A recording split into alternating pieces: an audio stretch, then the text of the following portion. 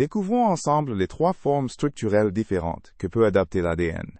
L'ADN, notre matériel génétique, peut exister sous trois formes structurelles distinctes. Commençons par comprendre ce qu'est l'ADN avant d'explorer ces différentes formes. L'ADN est une molécule en double hélice composée de 4 types de nucléotides. La structure de l'ADN ressemble à une échelle torsadée, avec 2 brins reliés par des bases azotées. Explorons maintenant l'ADNB, la forme la plus courante dans nos cellules. L'ADNB est la forme prédominante que l'on trouve dans les conditions physiologiques normales. L'ADNB contient environ 10 paires de bases par tour complet d'hélice. L'ADNB forme une hélice qui tourne vers la droite avec un sillon majeur et un sillon mineur. L'ADNB a un diamètre d'environ 2 nanomètres et tourne dans le sens des aiguilles d'une montre. Passons maintenant à l'ADNA, une forme plus compacte et plus large. L'ADNA apparaît principalement dans des environnements avec peu d'eau. L'ADNA contient environ 11 paires de bases par tour complet. L'ADNA est plus large et plus court que l'ADNB, avec une structure plus compacte.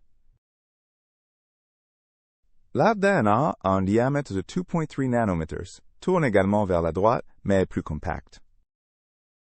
Découvrons maintenant l'ADNZ, la forme la plus inhabituelle.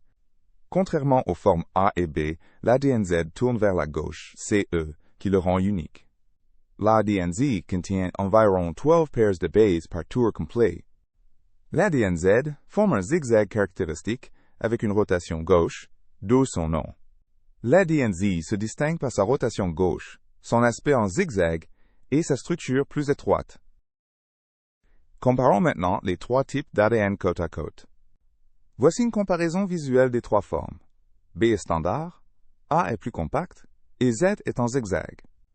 En termes de fréquence dans les cellules, l'ADNB est le plus courant, suivi de l'ADNA, puis de l'ADNZ. Examinons les fonctions biologiques de chaque type d'ADN. L'ADNB est la forme principale utilisée pour stocker l'information génétique dans nos cellules. L'ADNA joue un rôle important lors de l'hybridation entre l'ADN et l'ARN.